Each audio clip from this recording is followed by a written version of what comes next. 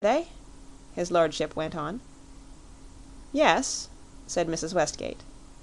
"I always feel so sorry for the people that come up to town and go to live in those places," continued the young man.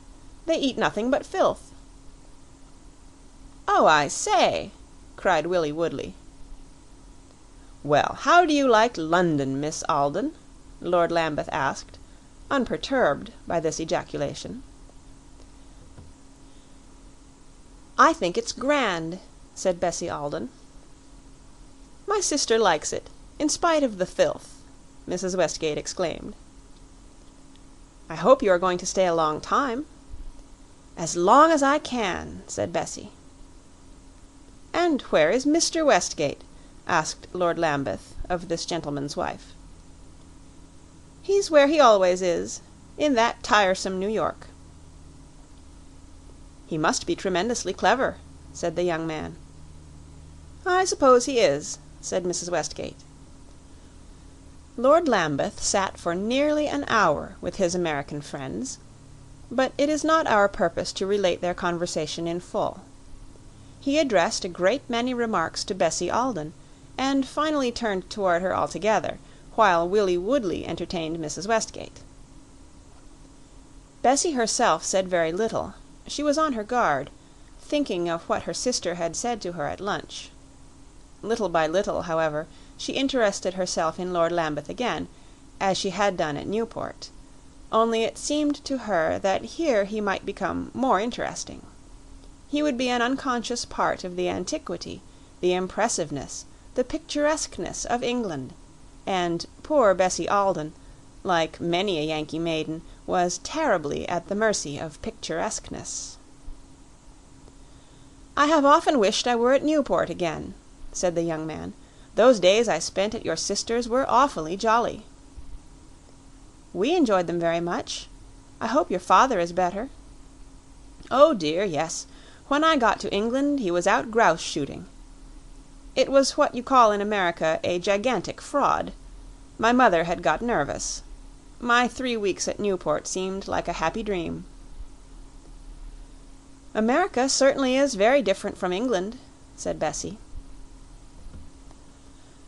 "I hope you like England better, eh?" Lord Lambeth rejoined almost persuasively.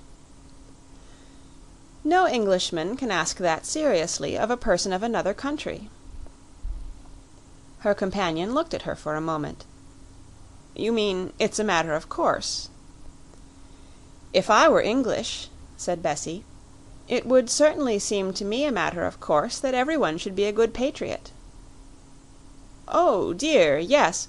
Patriotism is everything," said Lord Lambeth, not quite following, but very contented. "Now, what are you going to do here?" "On Thursday I'm going to the Tower."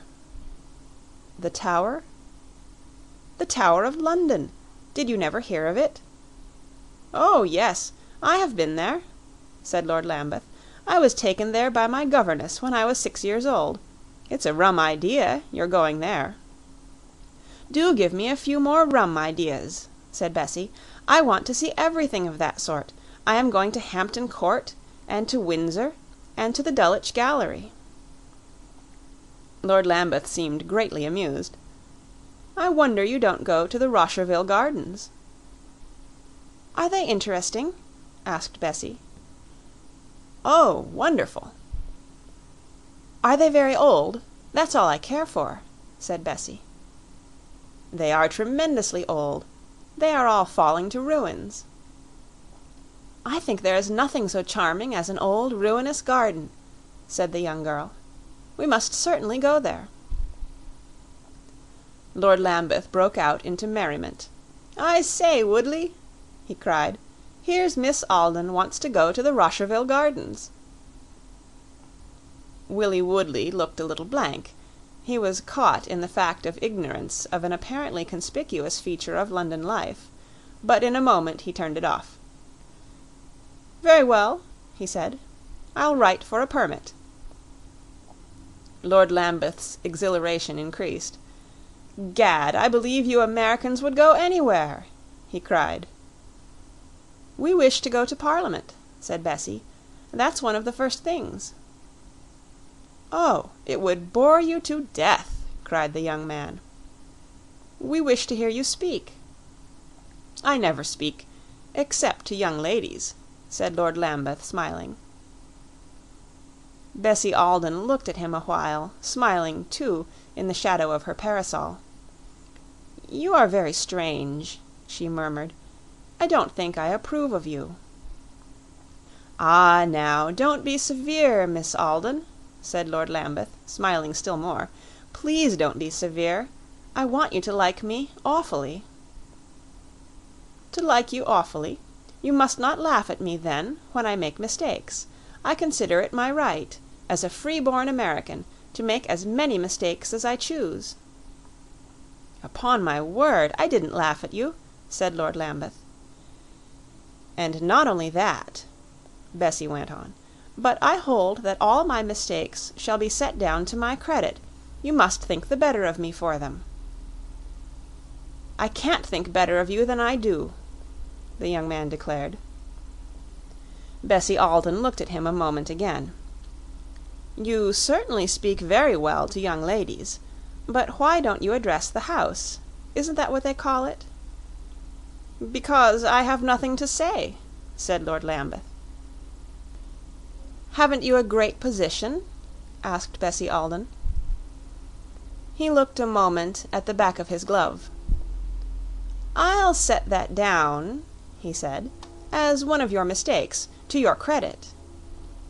And as if he disliked talking about his position, he changed the subject. "I wish you would let me go with you to the Tower, and to Hampton Court, and to all those other places." "We shall be most happy," said Bessie. "And of course I shall be delighted to show you the House of Lords, some day that suits you. There are a lot of things I want to do for you. I want to make you have a good time, and I should like very much to present some of my friends to you, if it wouldn't bore you. Then it would be awfully kind of you to come down to Branches." "We are much obliged to you, Lord Lambeth," said Bessie. "What is Branches?" "It's a house in the country. I think you might like it." Willie Woodley and Mrs. Westgate at this moment were sitting in silence, and the young man's ear caught these last words of Lord Lambeth's. "He's inviting Miss Bessie to one of his castles," he murmured to his companion. Mrs. Westgate, foreseeing what she mentally called complications, immediately got up, and the two ladies, taking leave of Lord Lambeth, returned, under Mr. Woodley's conduct, to Jones's Hotel. End of An International Episode, LibriVox, Section 4, recorded October 5th, 2005, in Oceanside, California.